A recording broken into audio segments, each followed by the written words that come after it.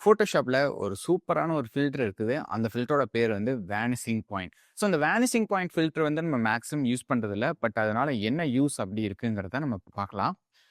என்ட்ட வந்து இப்போ ஃபோட்டோஷாப்ல ஒரு இமேஜ் இருக்கு. ஸோ சப்ஜெக்ட் வந்து நான் தனியா கட் பண்ணி எடுத்திருக்கேன்.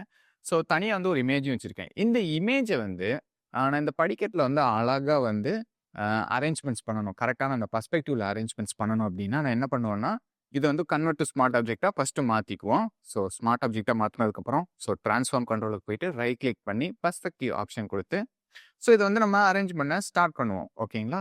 ஸோ அதே மாரி இது கொஞ்சம் பெருசா இருக்கு. அதனால ஸ்கேல் ஆப்ஷன்லாம் போயிட்டு, இத வந்து இந்த இடத்துல ஃபிட் பண்றதுக்காக நம்ம அரேஞ்ச்மெண்ட்ஸ் வந்து பண்ணுவோம். என்ன சொல்றது? 2, 3 ஸ்டெப்ஸ் போற மாரி இருக்கும். ஸோ டிஸ்ட்ராக்ட் ஆப்ஷன்லாம் யூஸ் பண்ணி, கரெக்ட்டா இந்த இடத்துல அட்ஜஸ்ட்மெண்ட்ஸ் பண்ணணும். எப்படியோ நம்ம கஷ்டப்பட்டு இந்த இடத்துல நம்ம இத அட்ஜஸ்ட்மெண்ட்ஸ் பண்ணிட்டோம்னு வச்சுக்கோங்களேன். எகெயின் இதே மாரி இந்த நெக்ஸ்ட் படிக்கட்ல வைக்கணும் அப்படின்னு நெனச்சோம்னா, கொண்டு வந்து இங்க வச்சுட்டு, நான் அத பெருசு பண்றேன். இதே இடத்துல வந்து கொண்டு வந்து வச்சு இத சின்னது பண்றேன்னு வச்சுக்கோங்களேன். நம்மனால சின்னது பண்ண முடியும். அட்ஜஸ்ட்மெண்ட்ஸும் பண்ண முடியும். பட் ஆனா இது ரொம்பவுமே டைம் எடுக்கிற ப்ராசஸா இருக்கும். கரெக்ட்டா அந்த ஒரு பெர்ஸ்பெக்டிவ்ல இருக்கிற மாரி நமக்கு வராது. ஸோ இந்த வேனிஷிங் பாயிண்ட் ஆப்ஷன யூஸ் பண்ணீங்கன்னா, இந்த மாரி இந்த படிக்கட்டு மாரி இருக்கிற இமேஜஸ்லலாம் வந்து நமக்கு வேணுங்கிற இமேஜ் வந்து அழகா நம்ம கரெக்ட்டான அந்த பெர்ஸ்பெக்டிவ்ல வந்து அரேஞ்ச்மெண்ட்ஸ் பண்ணலாம். அந்த இடத்துல நம்ம இந்த இமேஜ் வந்து வச்சிருக்கோம் அப்படிங்கிறதே தெரியாத அளவுக்கு சூப்பரா வந்து நீட்டா பண்ண முடியும். ஸோ இந்த வேனிஷிங் பாயிண்ட் ஃபில்டர எப்படி யூஸ் பண்றதுன்னு பார்க்கலாம் வாங்க. என்னோட பேர் Rajkamal. Welcome to Infosap digital academy.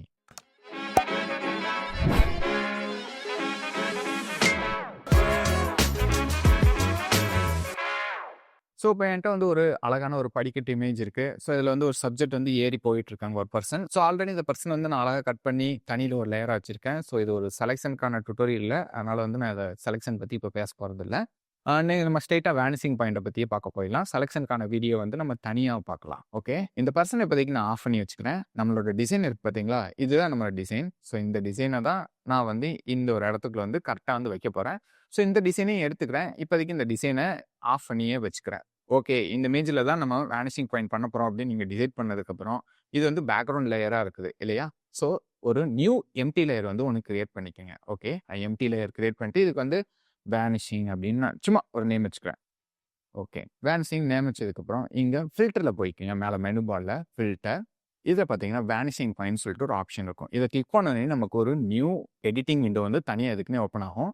உள்ள வந்தோனே இங்க சைட்ல பார்த்தீங்கன்னா, இதுக்குன்னு சம் செட் ஆப் டூல்ஸ் இருக்கு. ஸோ மூவ் டூல் மாரியே இங்கேயும் ஒண்ணு இருக்கும். அதே மாரி கிரிட்லாம் கிரியேட் பண்றதுக்காக கிரியேட் பிளேன் அப்படின்னு சொல்லிட்டு ஒரு டூல் ஒண்ணு இருக்கும். இந்த டூல் யூஸ் பண்ணி தான் நமக்கான பிளேன் வந்து நம்ம கிரியேட் பண்ண போறோம். ஸோ இந்த படிக்கட்டு மாரியே நம்ம இந்த இடத்துல வந்து ஒரு கிரிட் வந்து கிரியேட் பண்ண போறோம். ஸோ ஒண்ணும் வொரி பண்ணாதீங்க. எப்புட்றா அந்த படிக்கட்ட ஃபுல்லா நம்ம கிரியேட் பண்ணணுமா அப்படின்னு கேட்டீங்கன்னா, கண்டிப்பா கிடையாது. Photoshopஏ வந்து நீங்க ஒரே ஒரு லேயர் மட்டும் கிரியேட் பண்ணா போதும். Photoshopஏ மத்த லேயர்ஸ்லாம் ஈஸியா கிரியேட் பண்றதுக்கான ஆப்ஷன்ஸ் நமக்கு வந்து குடுத்துரும். ஓகே. இந்த பிளேன் டூல நான் கிளிக் பண்ணிட்டு, நமக்கு இந்த மாரி ஐகான்ஸ் வந்துரும். ஸோ நான் கொஞ்சம் லைட்டா ஜூம் பண்ணிக்கிறேன். ஸோ நீங்க வந்து விண்டோஸ் யூசரா இருந்தீங்கன்னா, கண்ட்ரோல்+ அழுத்துங்க. நான் மேக் யூசரா இருக்கறனால கமாண்ட்+ அழுத்துறேன். ஸோ கொஞ்சம் நமக்கு ஜூம் இன் ஆகும். ஓகே. ஜூம் இன் ஆனதுக்கப்புறம் ஸ்பேஸ் பார ஹோல்ட் பண்ணி பிடிச்சுட்டு, நீங்க கிளிக் பண்ணி உங்கனால வந்து இந்த இமேஜ் வந்து பேனிங் பண்ணிக்க முடியும். ஓகே. என்னோட பிளேன் டூல் நான் எடுத்துட்டேன். ஸோ இந்த இடத்துல நான் ஒரு கிளிக் வைக்கிறேன்.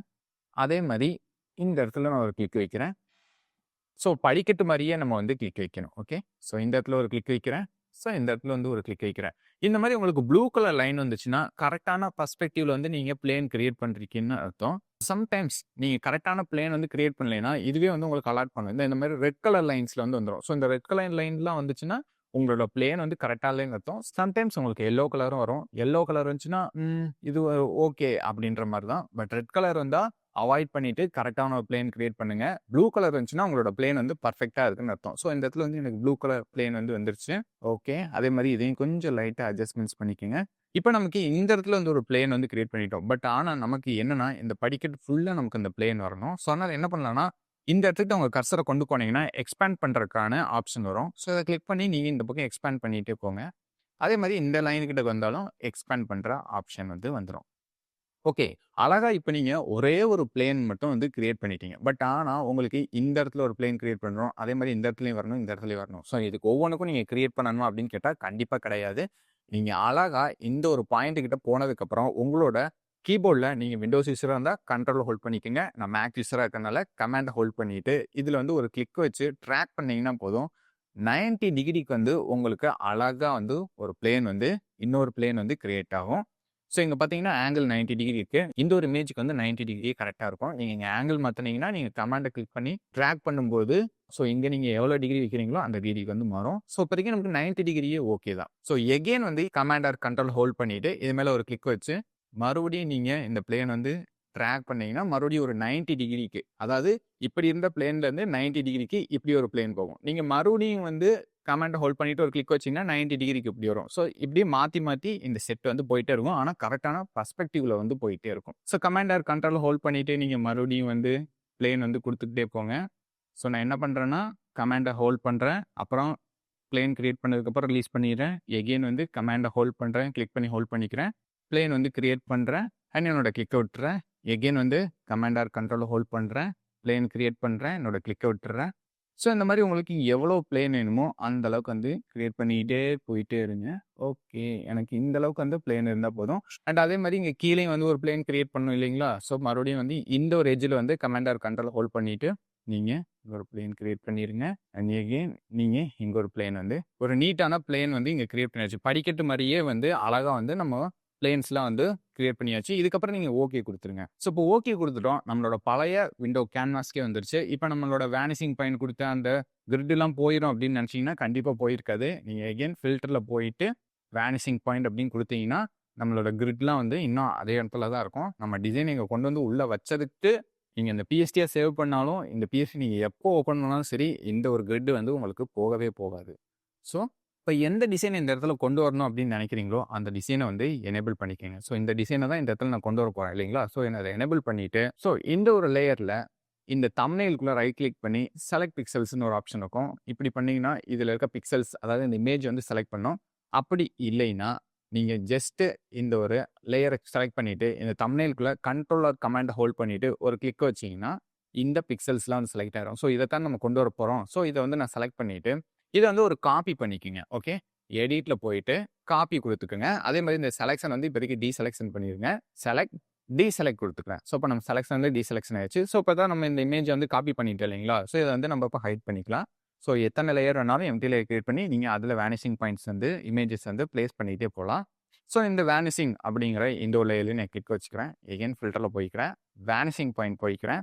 இங்க வந்து நீங்க என்ன பண்றீங்கன்னா, நீங்க விண்டோஸ் யூசரா இருந்தா கண்ட்ரோல் வி அழுத்துங்க. நான் மேக் யூசரா இருக்கறனால கமாண்ட் வி அழுத்துறேன். So control V, command V எதுக்குன்னு பார்த்தீங்கன்னா, பேஸ்ட் பண்றதுக்கான ஆப்ஷன். ஓகே. இப்போ நம்ம இதை வந்து உள்ள பேஸ்ட் பண்ணிட்டோம்.